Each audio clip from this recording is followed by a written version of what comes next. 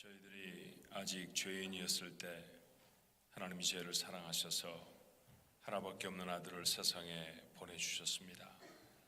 그 주님은 세상에 오셔서 조금도 망설이지 아니하시고 십자가를 지고 자기의 생명을 우리를 위해 다 나누어 주셨습니다. 우리가 하나님의 자녀가 되어져서 비로소 무엇을 받고 살아가는지 알게 하신 하나님 감사합니다. 주님이 고난받으신 한 주간 저희들의 마음에 묵상하며 우리는 기도로 그의 걸음걸음을 쫓는데 하나님의 사랑이 우리 주님의 은혜가 얼마나 크고 놀라운 것인지를 마음에 다시 담는 귀하고 복된 기간이 되게 하여 주시옵소서. 아무리 많은 지식이 있어도 아무리 대단한 지위가 그에게 보장되어 있어도 여전히 그가 자랑할 것은 그래서 예수님의 십자가밖에 없다고 말했던 바울의 고백이 이 새벽 예배에 동참하는 우리 가족 모두의 고백이 될 수 있도록 축복해 주시옵소서. 이 귀한 은혜를 저희만 받을 것이 아니라 이 은혜가 필요한 사람들이 또다시 있음을, 나라가 있음을, 하나님이 열고 하나님이 우리에게 명령하시는 그런 것들이 있음을 다시 한번 마음에 깨우치는 한 주간도 되게 하시니 감사합니다. 특별히 터키 지역을 마음에 품고 그 지역에 사상 유례가 없이 많은 무슬림 난민들이 유입됨으로 말미암아 아버지 하나님 복음을 받아들일 토양이 준비되어져 싸운데 저희를 사용하셔서 하나님의 거룩한 십자가가 그곳에 세워질 수 있도록 축복해 주옵소서. 지역에서 섬기시던 선교사님을 통해 저희들의 마음의 기도의 제목을 새롭게 하시니 감사합니다. 오늘 시간에도 종이 하나님이 귀하게 사용하시던 종이 이 자리에 함께하여 싸우니 그 종의 입술을 통해 하나님의 거룩한 말씀이 잘 증거될 수 있게 도와주옵시고 우리의 마음밭에 박힌 모처럼 새겨지게 하여 주옵소서. 예수님의 이름으로 기도하옵나이다. 아멘. 하나님의 말씀 신약성경 사도행전 1장의 말씀입니다. 사도행전 1장 4절부터 8절까지의 말씀 제가 봉독을 합니다. 사도와 함께 모이사 그들에게 분부하여 이르시되 예루살렘을 떠나지 말고 내게서 들은 바 아버지께서 약속하신 것을 기다리라. 요한은 물로 세례를 베풀었으나 너희는 몇 날이 못되어 성령으로 세례를 받으리라 하셨느니라. 그들이 모였을 때 예수께 여쭈어 이르되 주께서 이스라엘 나라를 회복하심이 이때니까 하니 이르시되 때와 시기는 아버지께서 자기의 권한에 두셨으니 너희가 알 바가 아니요 오직 성령이 너희에게 임하시면 너희가 권능을 받고 예루살렘과 온 유대와 사마리아와 땅끝까지 이르러 내 증인이 되리라 하십니다. 아멘. 짧은 동영상 먼저 하나 봅니다.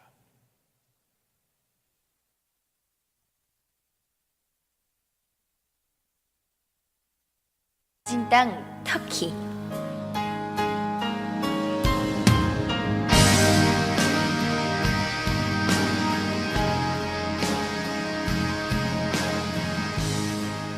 터키는 지리적으로 동서양을 잇는 다리라고 할 수 있습니다.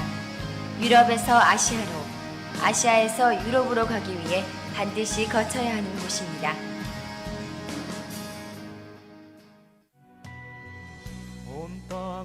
터키는 성서의 땅입니다. 노아의 방주가 머물렀던 아라랏산, 아브라함과 그의 가족이 살던 하란, 사도 바울의 고향 다소, 최초의 이방인 교회 안디옥, 사도 바울이 사역했던 소아시아의 교회들이 있습니다. 또한 사도 요한의 묘지와 폴리캅의 묘지 등이 있어 곳곳에 순교자들의 흔적이 살아있는 곳입니다. 세계 7대 불가사의였던 성소피아 교회는 비잔틴 문화의 숨결을 아직도 보여주고 있습니다.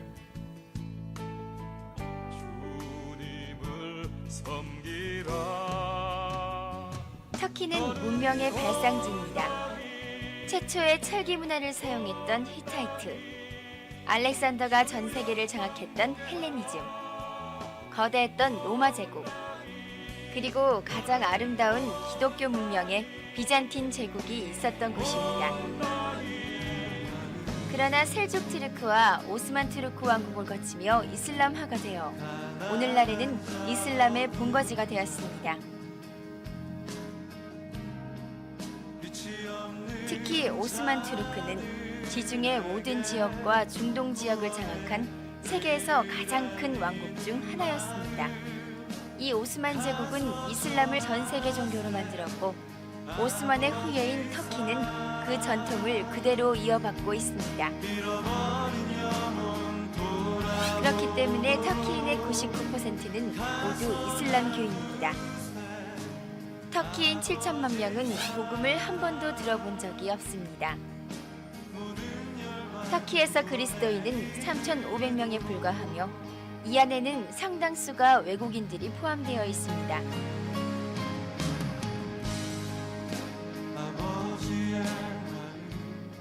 2007년 4월에는 터키 말라티아에서 한 명의 선교사와 2명의 현지 지도자들이 목숨을 잃었습니다. 기독교 한국 침례회 해외 선교회에서는 현재 7가정을 터키에 파송하여 무너진 성벽을 다시 일으키는 사역을 하고 있습니다.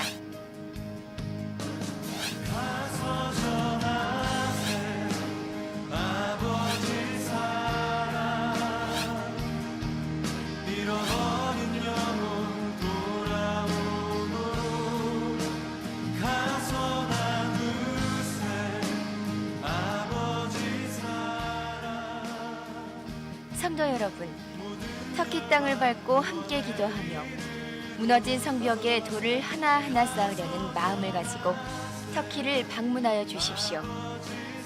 너무나도 아름다운 자연 환경과 수많은 성서의 유적들을 보십시오. 그리고 다시금 이 땅이 그리스도의 사랑으로 덮이도록 함께 기도와 후원해 주십시오.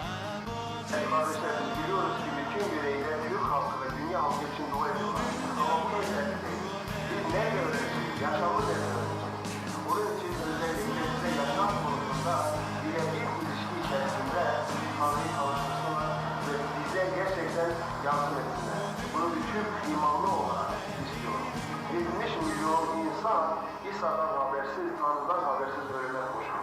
Ve gerçekten zaman yarın çok geç olabilir.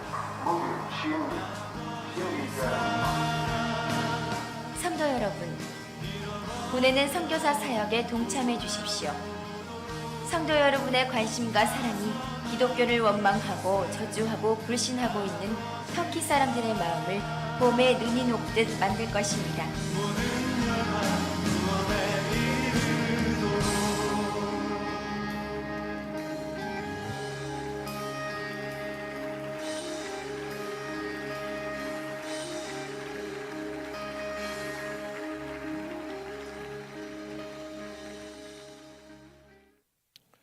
오늘 말씀을 전해주실 목사님, 선교사님은 조요한 선교사님이십니다. 시드손 교회에 소속되어 계시고 지금은 터키 앙카라에서 교회 개척 및 난민 사역을 하고 계신 분입니다.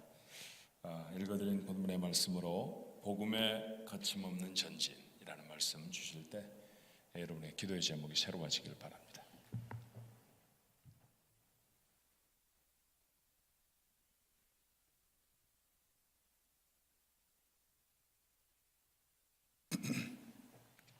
방금 소개받은 조요한 선교사입니다. 터키 앙카라에서 사역하고 있고 주보에 보니까 목사님 지난주에 갈라디아 이렇게 소개한 것이 있던데 성경의 갈라디아가 오늘날 앙카라입니다. 그곳에서 2004년부터 15년 사역을 감당하고 있습니다. 제 아내 이름은 서정화, 선교사 이름은 서향기입니다. 그래서 우리 둘이 합치면 조용한 향기 이렇게 기억하시면 좋습니다. 저희 딸이 두 자녀가 있는데 딸은 92년생이고 대학을 졸업하고 지금 한국에서 초등학교 교사로 일하고 있습니다. 아들은 지난 3월에 이제 제대를 하고 이제 직장을 새로 얻어서 올 6월 8일 날 우리 같은 선교사 자녀 함께 결혼을 앞두고 있습니다. 이게 잘 안 넘어가네요. 네, 제가 선교지에서 가장 자주 읽는 성경 본문이 두 가지 있는데 하나는 로마서, 다른 하나는 사도행전입니다. 선교지는 우리 여기 상황중앙장로교회처럼 자유롭게 기도하고 예배할 수 있는 이런 환경이 되지 못합니다. 그래서 때로는 위축이 되기도 하고 선교사지만 구원의 감격이 좀 시들해질 때 이럴 때가 있습니다. 그럴 때 저는 성경책을 들고 뒷동산에 올라갑니다. 그리고 로마서를 1장부터 16장까지 암송을 합니다. 그러면은 다시 회복이 되는 것을 느낍니다. 로마서 1장 16절 말씀, 내가 복음을 부끄러워하지 아니하노니 이 복음은 모든 믿는 자에게 구원을 주시는 하나님의 능력이 됨이라. 나는 오라, 나는 공고한 사람이로다. 이 사망의 몸에서 누가 나를 건져내랴. 누가 우리를 그리스도의 사랑에서 끊으리요. 박해나 환난이나 공고나 기근이나 위험이나 적신이나 칼이라. 아무 피조물이라도 우리를 그리스도의 사랑에서 끊을 수 없으리라. 이런 말씀을 암송하고 내려오면은 다시 구원의 감격이 회복되고 힘이 나는 것을 느낍니다. 그리고 또 사역을 감당하다가 사역이 꽉 막혀서 답답할 때가 있습니다. 그럴 때는 사도행전을 또 가지고 올라갑니다. 그리고 사도행전을 힘차게 읽고 나면은 다시 회복되는데, 오늘 우리 같이 본문 읽은 그 사도행전 1장 8절, 오직 성령이 너희에게 임하시면 너희가 권능을 받고 예루살렘과 온 유대와 사마리아와 땅끝까지 이르러 내 증인이 되리라. 이 말씀대로 성령 충만을 구하고 권능을 구하고 덧입어서 다시 사역의 현장에 내려가게 됩니다. 그래서 오늘 저는 여러분에게 좀 권해드리고 싶습니다. 이 고난 주간에 십자가의 사랑이 좀 안 느껴질 때, 또 구원의 감격이 시들해진 이런 분이 계십니까? 그러면은 로마서를 한번 1장부터 16장까지 읽어보시기 바랍니다. 그리고 또 일이 잘 안 돼가지고 답답한 이런 분이 있습니까? 사도행전을 한번 읽어보시기 바랍니다. 그래서 우리 주님께서 마련해 주신 이 알약, 구약과 신약을 읽으시고 다시 건강을 회복하시고 또 승리하는 그런 삶을 사시는 저와 여러분 되시기를 축원합니다. 몇 년 전에 제가 하나님 앞에서 이런 기도를 드린 적이 있습니다. 2013년 정도 되었을 텐데, 그동안 저는 터키 사람들을 대상으로 사역을 감당하고 있었습니다. 그런데 갑자기 시리아 사태가 일어나고 인근에 이제 내전들이 일어나면서 터키의 난민들이 몰려오기 시작했습니다. 그리고 길거리에 난민들이 막 줄을 서서 구걸을 하는 이런 모습들을 계속해서 보게 됐습니다. 그래서 하나님 앞에 기도하기 시작했습니다. 하나님, 도대체 중동 땅에 무슨 일이 일어나고 있습니까? 지금 제가 어떻게 이 사람들을 돕고 사역을 감당해야 됩니까? 하고 금식하면서 기도한 적이 있습니다. 그때에 주님께서 다니엘서 2장 13절 말씀을 통해서 내가 내게 지혜와 능력을 주고 내가 너에게 구한 것을 다 알게 해주겠다.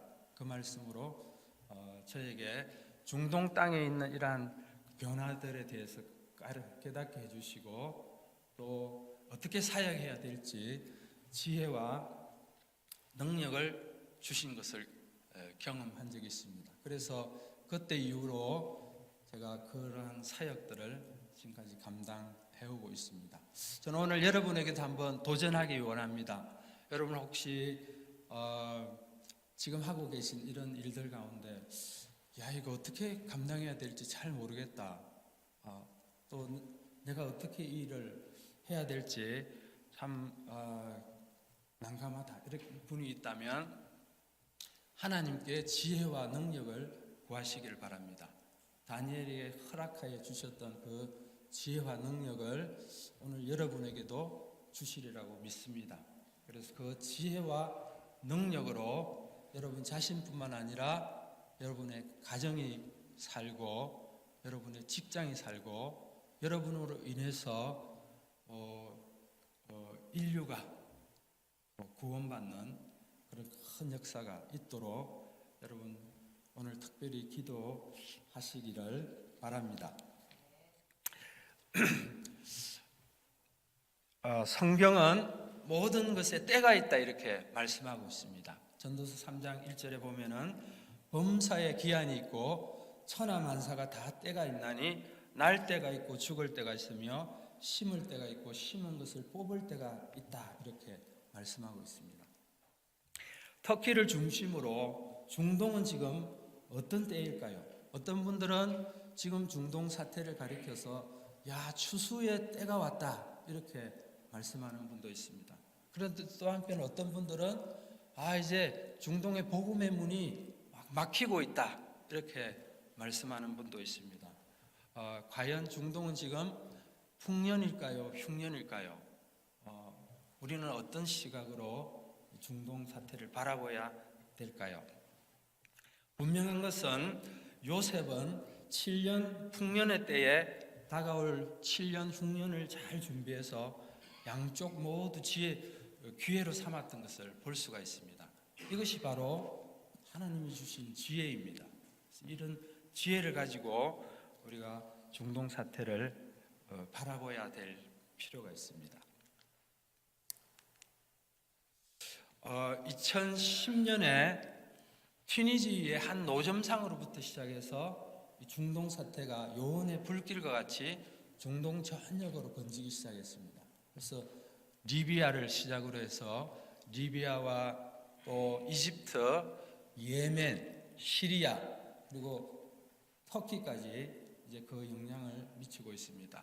그로 말미암아서 이제 나라에 내전이 일어나고 또 전쟁이 일어나니까 사람들이 내전을 피해서 인근 나라로 피난을 하기 시작했습니다. 저 사진은 지금 이라크의 알레포라고 하는 시리아 알레포라는 지역인데 이제 폭격을 피해서 난민들이 인근 나라로 피난을 하고 있는 이런 장면입니다. 마치 우리나라 6.25 때 북한에서 남으로 내려오는 그런 피난 행렬을 생각하면 될 것 같습니다. 갑자기 터키에 400만이 넘는 난민들이 쏟아지기 시작했습니다. 그래서 이 사람들은 아무것도 가지지 못한 채 나라를 탈출한 거예요. 그래서 입을 옷도 없고 집을 얻어도 거기에 가구도 하나도 없고 당장 먹을 것이 아무것도 없는 그런 상태가 되어 있습니다. 그래서 저희들이 그들을 도와야 될 그런 상황 가운데 놓여 있습니다. 왜 이런 사태가 일어났는가? 중동 사건 일지를 살펴보면은 1990년에 걸프 전쟁이 일어난 것을 볼 수 있습니다. 그래서 이 걸프 전쟁이 지금의 중동 사태가 일어나게 된 근본적인 원인입니다. 물론 그 이전에도 97년도에 이란 혁명이 있었고 또 98년도에 이란 이라크 전쟁이 있었습니다만 결정적인 사건은 미군이 군사적으로 중동에 개입하게 된 이 이라크 전쟁 그것 때문에 중동이 이제 힘의 공백이 시작되고 서로 민족끼리 중동을 차지하려고 하는 각축전이 벌어지게 된 겁니다. 그래서 그 이후로 이제 우리가 잘 아는 것처럼 9.11 테러 사건도 일어나고 아프가니스탄 전쟁 또 이라크 2차 전쟁이 일어나게 됐습니다. 그래서 수많은 테러리스트들이 이때 양성이 되고 드디어 2010년 12월에 아람의 봄이 시작되게 되었습니다. 저 위에 있는 알제리, 바레인, 이집트, 이란, 요르단, 리비아, 모로코, 튀니지, 예멘 이런 나라들은 큰 어려움을 겪은 나라들입니다. 그래서 내각이 총사퇴하거나 정부가 전복되거나 이런 나라들입니다. 아래쪽에 있는 나라들은 지금도 크고 작은 변화들을 겪고 있는 이런 나라들입니다. 시리아 내전은 2011년부터 시작돼서 지금까지도 계속되고 있습니다. 지금 이제 중동 사태가 막바지에 접어들었습니다. 대부분 이제 사람들이 관심이 중동 사태가 앞으로 어떻게 정리될 것인가 이게 이제 초미의 관심사로 떠오르고 있습니다. 많은 예측들이 있지만 현재 가장 유력한 분석은 로빈 라이트가 제시한 How Five Countries Become 14이라고 하는 아티클입니다. 여기에 하면은 중동 사태 이후에 국경이 지금의 리비아, 이라크, 시리아, 사우디, 예멘 이 5개 나라가 14개로 쪼개져서 분할 통치되게 된다라고 하는 것입니다. 그런데 사실 이것이 지금 그대로 되어지고 있습니다. 리비아를 보면은 정부군과 반정부군 민족주의가 서로 지금도 내전을 벌이고 있습니다. 시리아도 마찬가지로 알 아사드 정권 그리고 반정부 IS가 또 나누어져서 싸우고 있습니다. 이라크 마찬가지로 시아파, 순니파 그리고 쿠르드 자치구 이렇게 3개로 이미 분할이 되어 있습니다. 그리고 사우디와 예멘도 지금 서로 내전을 벌이고 있는 이런 상황 가운데 있습니다.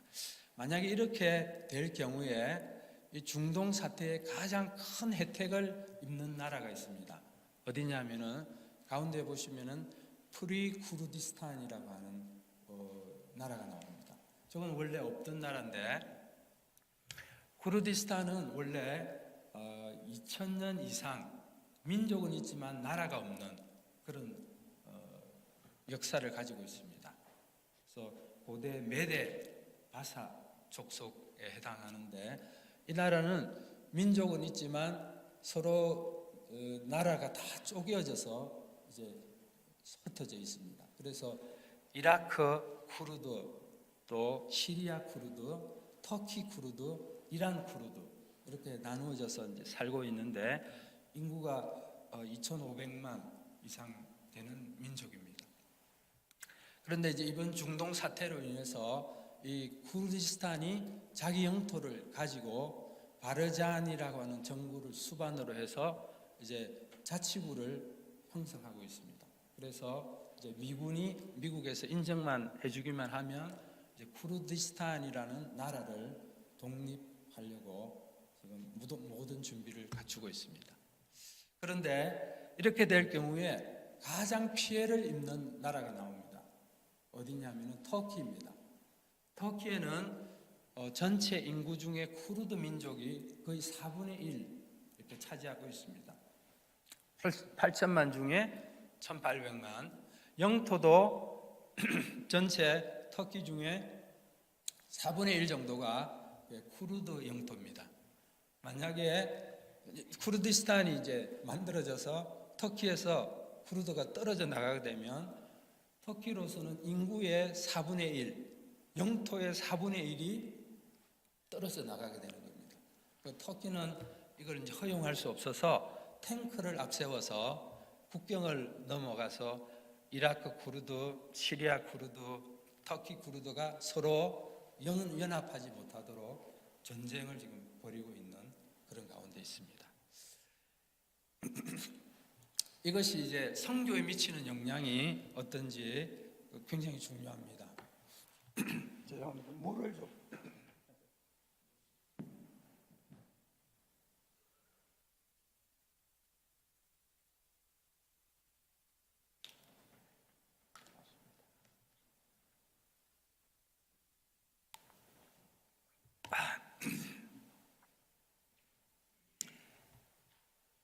네. 우리 선교에 미치는 영향, 긍정적인 면도 있고 부정적인 면도 있습니다. 긍정적인 면은 그동안 철옹성과 같았던 그 이슬람권이 이제 분열이 되었습니다. 그리고 선교사들이 들어갈 수 없었던 그런 곳에 이제 복음을 가지고 들어갈 수 있게 되었습니다. 또 우리 난민들은 그동안 이슬람을 믿고 있는 사람들인데 이슬람의 잔혹성을 몸소 체험한 것입니다. 그곳에서 같은 이슬람들끼리 서로 죽이고 가족끼리 서로 총뿌리를 겨루는 이런 경험들을 하고 나니까 이슬람이 얼마나 평안을 외치지만 실상은 잔혹하고 또 냉혹한지를 절실하게 깨닫게 됐습니다. 난민들은 이슬람에 대해서 회의감을 가지고 있습니다. 그리고 이제 그 땅에 종교의 자유가 허용이 되고 있고 난민 구호 사역의 기회들이 생기고 있습니다. 그리고 이민을 통한 회심의 교회들이 늘어나고 있습니다. 여기 미국에도 많은 난민들이 이제 들어오고 있는데 그 사람들 가운데 이제 그리스도 앞으로 돌아오는 사람들이 굉장히 많이 생기고 있습니다. 물론 부정적인 면도 있습니다. 기독교인들이 굉장히 위협을 받고 있습니다. 수많은 순교 사건들이 지금 중동 땅 가운데서 일어나고 있습니다. 그리고 선교사들도 추방의 위험이 굉장히 높아졌습니다. 작년 한 해만 우리 터키에 100명 이상의 선교사들이 추방을 당했습니다.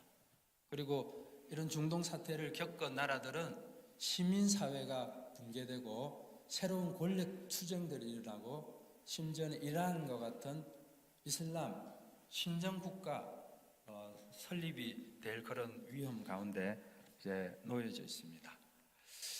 이런 가운데 터키도 마찬가지로 젊은이들을 중심으로 자유에 대한 이런 갈망, 그리고 SNS가 발달하고 인터넷이 발달하니까 이제 새로운 욕구들이 막 생기기 시작했습니다. 그래서 터키에도 데모들이 일어나고 심지어는 지난 2016년 7월 15일 군부에서 이제 쿠데타도 일어났습니다.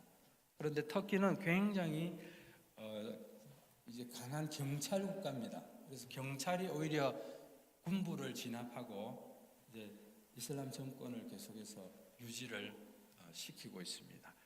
이 사람이 이제 터키 대통령 에르도안인데 15년 동안 철권 통치를 하고 있습니다. 이 사람은 원래 이제 이슬람 신학생 출신의 사람입니다. 이슬람에서는 신학교를 중고등학교에 들어갑니다. 그래서 코란을 다 암송하고 대학은 일반 대학을 지나갑니다. 그래서 자기 원하는 것에 따라서 정치, 경제, 사회 어디든지 이제 들어가는데 이 사람은 정치를 이제 전공해서 대통령까지 된 이런 사람입니다. 이 사람은 터키를 다시 오스만 시대의 처럼 이제 이슬람주의로 돌아가려고 하는 이런 정책을 펼치고 있습니다. 그래서 여성들이 수건을 다 벗었는데 다시 수건을 뒤집어 쓰게 만들고 종교 교육을 강화를 시키고 그리고 금요 기도를 의무적으로 참석하도록 강요를 합니다. 그리고 친팔레스타인 반이스라엘 정책을 추구하고 IS와 무슬림 형제단의 대부 역할을 하고 이슬람의 종주국 역할을 하려고 이렇게 합니다. 이제 계속해서 이런 정책을 펼치다 보니까 이제 국민들 안에서도 이제 반발심이 생기기 시작했습니다. 그래서 지난 3월 31일 날 81개 전체주 지방자치선거가 있었습니다. 근데 그 선거에서 에르도안 정권이 실각을 했어요. 그 대부분의 시장들, 앙카라, 이스탄불, 이즈밀 대도시가 다 야당 시장들이 당선이 됐습니다. 그래서 이번 정부에 심각한 이제 타격을 받게 되었습니다. 그래서 터키는 지금 양쪽으로 나누어져서 중요한 기로에 이렇게 놓여져 있습니다. 그래서 이슬람으로 다시 돌아가서 중동처럼 이슬람 원리주의로 가려고 하는 이런 세력과 터키가 나아갈 방향은 서구 민주주의 문화와 또 기술을 받아들여서 앞으로 나아가야 된다 이렇게 생각하는 사람들 사이에서 양분이 되어 있습니다. 그래서 많은 기도가 필요한 그런 상황 가운데 있습니다.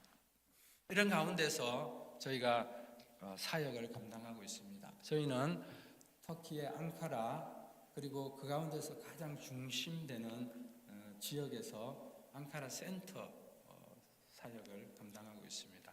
그곳은 이제 많은 젊은이들이 오고 가는 곳이라 이곳에서 한국 문화 체험을 하게 하고 그리고 코리안 캠프 이런 것들을 이제 주관하게 하고 언어도 가르치고 교양 강좌, 신앙 강좌, 정기 모임 이런 일들을 그곳을 통해서 하고 있습니다.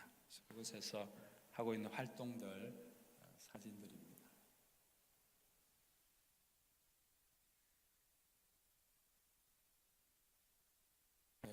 그 중에 이제 대표적인 사역이 소망의 상자, 호프 박스라고 저희가 부르는데 이 사역을 저희 아내가 하고 있습니다.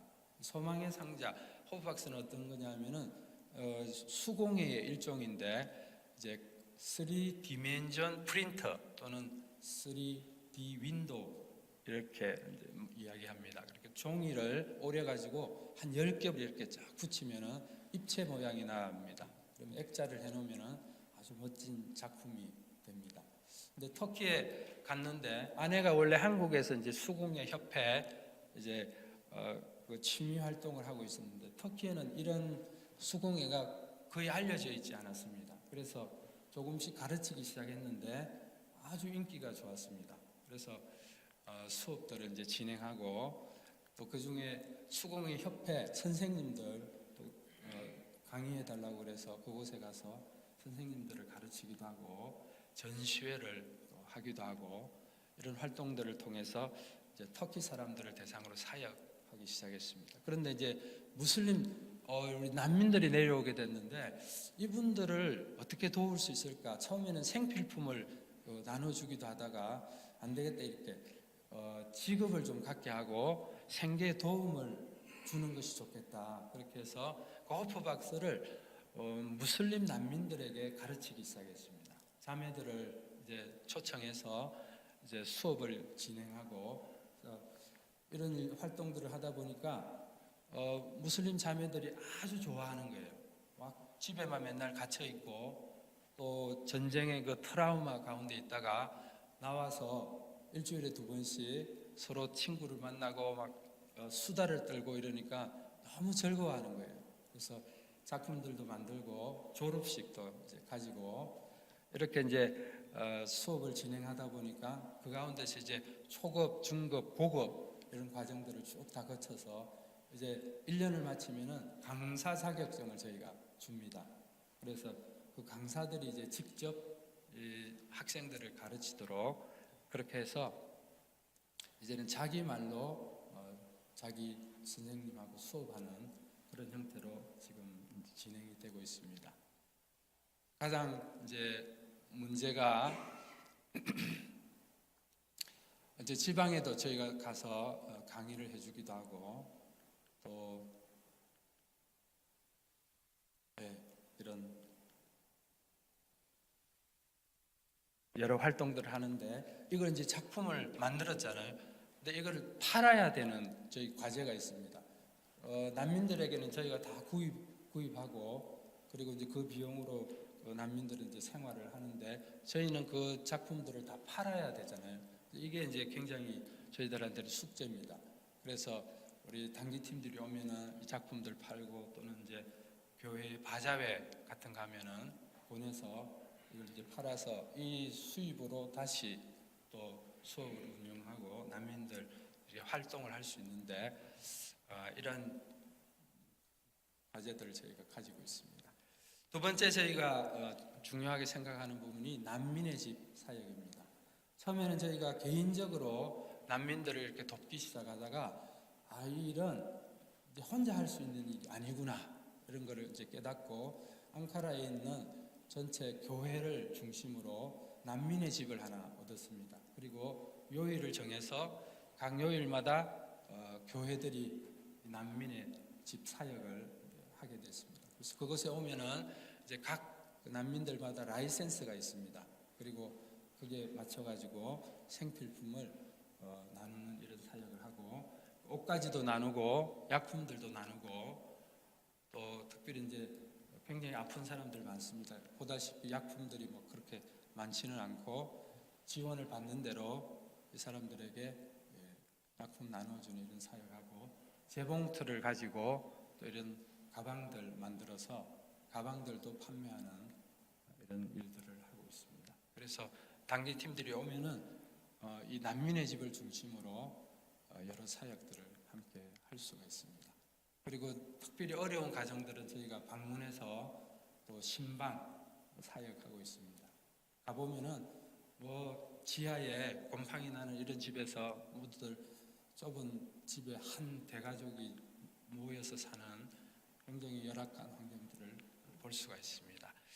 그리고 이제 난민들 가장 큰 관심이 자녀 교육 문제입니다. 그래서 앙카라에도 난민 학교가 있어서 저희도 이제 힘이 되는 대로 가서 자원봉사하고 돕는 사역을 하고 있습니다. 그래서 각 집집마다 다니면서 아이들을 이제 데리고 와서 특별히 단기 팀들이 이제 오면은 같이 이런 여러 활동들을 하면서 즐거운 시간을 이제 보내고 있습니다.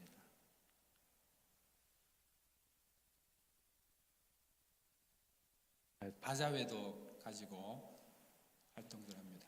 근데 사실은 이제 저희가 이런 모든 사역이 그곳에 교회를 개척하는 것이 중요한 목표입니다. 그래서 저희가 사역 목적과 목표, 예수 그리스도의 복음을 전하고 하나님께 예배드리고 교제하고 훈련받은 성도들을 투르크 민족과 중동 중앙아시아에 파송하는 건강하고 영향력 있는 교회를 선교지에 세우는 것을 이제 목표로 이런 모든 활동들을 저희가 감당하고 있습니다. 처음에 저희가 개척할 때 가정에서부터 시작해서 요만한 사무실에서 이제 모임을 가졌고요. 이제 시간이 지나면서 전도 집회도 가지고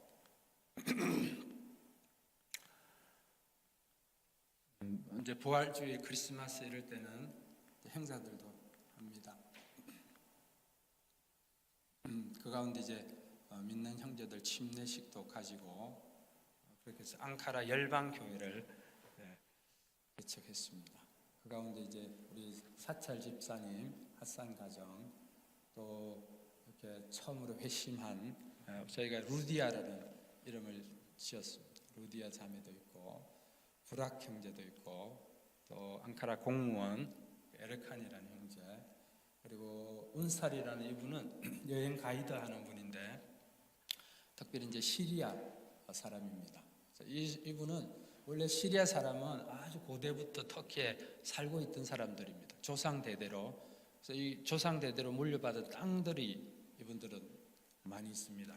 그래서 그 가운데 이제 학교 부지, 종교 부지 이런 것들이 있어서 이 종교 부지를 저희 교회에 기증해서 이곳에 교회를 세워달라고 요청했습니다. 그래서 저희가 한동대 팀을 불러가지고 조감도 만들고 설계도도 해서 이제 정부에 이 종교 부지에 교회를 설립하게 해달라고 신청을 했습니다. 3년 동안 계속해서 신청했습니다. 네, 허가가 나오지 않았습니다. 그래서 저희들은 기도하면서 이런 말씀 받았습니다. 이는 힘으로도 되지 아니하고 능으로도 되지 아니하고 오직 여호와의 신으로 말미암아 되느니라. 그래서 하나님이 하셔야 될 일이다 이렇게 생각합니다. 왜 이게 중요하냐면은 앙카라는 터키의 수도입니다. 그래서 터키의 수도 종교 부지에 교회가 허락이 되면 81개 모든 주에 교회를 신청할 수 있습니다. 그래서 대표적인 그런 의미를 가지고 저희가 포기하지 않고 계속해서 기도하고 있습니다. 여러분도 기억나실 때 기도해 주시고 또 함께 기쁨을 나눌 수 있기를 바랍니다.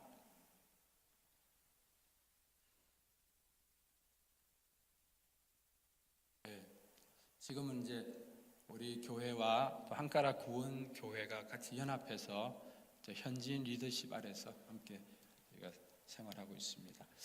그리고 이제 마지막으로 저희가 파트너십 인 터키라는 단체를 이제 하나 만들었습니다.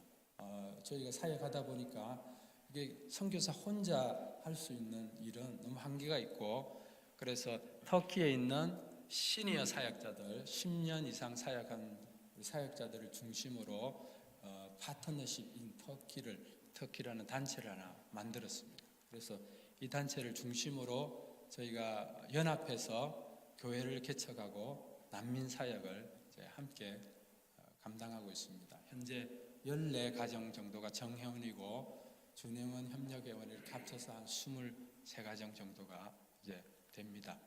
그래서 우리 가정들을 통해서 현지 개척자 또 파송하고 지원하고 있는 가정이 38가정 이렇게 됩니다.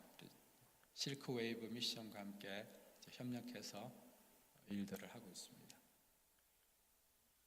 그리고 이제 매년 난민교회 개척자 훈련들을 3박 4일씩 모여서 2017년, 2018년 개척자 훈련들을 하고 있습니다. 그래서 이제 저는 여러분에게 두 가지 좀 부탁을 드리고자 합니다. 우리가 터키의 회복과 부흥을 위해서 무엇을 함께 할 수 있을까? 저는 첫 번째로 기도. 여러분의 기도 가운데 터키를 좀 집어넣어 주시고 터키를 위해서 기도해 주시기를 부탁을 드립니다. 그리고 우리 한국 민족은 이 기도의 DNA를 가지고 있는 것 같습니다. 그리고 우리 선교사들도 현지에서 함께 늘 모여서 기도하는 모임을 가지고 있습니다. 그리고 지난 2007년부터 시작해서 우리 실크 웨이브 미션과 함께 터키 연합 중보 기도 모임을 계속해서 가졌습니다. 2010년에는 에베소에서 1,500명 정도가 함께 모여서 터키에 부흥이 일어나도록 기도한 적도 있었습니다. 이런 일들을 지금도 계속하고 있고 우리 터키 현지인들이 저희들 만나면 늘 코리안 스타일의 기도 가르쳐 달라고 요청하고 함께 기도를 하고 있습니다.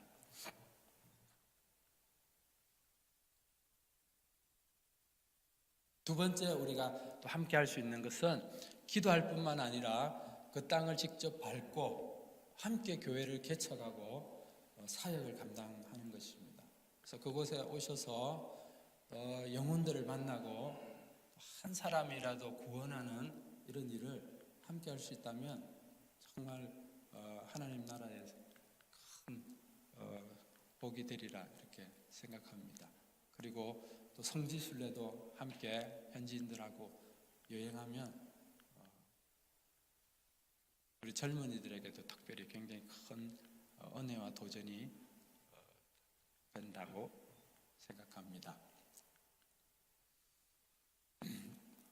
네, 우리 기도 제목 함께 나누고 기도하기를 원합니다. 저는 오늘 다른 여러 기도 제목보다도 한 가지 가지고 함께 좀 기도하기를 원합니다. 우리 사역과 삶 가운데 성령 충만하게 하소서. 성령 충만하지 않고서는 우리가 어떤 사역도 감당할 수 없습니다. 여러분 개인도 마찬가지고 가정도 직장도 이 나라도 성령 충만하고 권능을 덧입고 능력을 받아야 우리가 이 일들을 잘 감당할 수 있습니다. 그래서 이 아침에 하나님 아버지 저에게 성령 충만하게 해주십시오. 성령의 능력을 부어주시고 하나님의 지혜와 능력을 저에게 부어주십시오.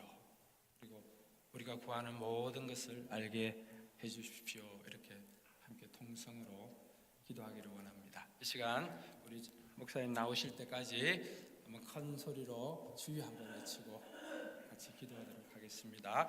주여! 아버지 하나님, 이 시간 저희가 구합니다.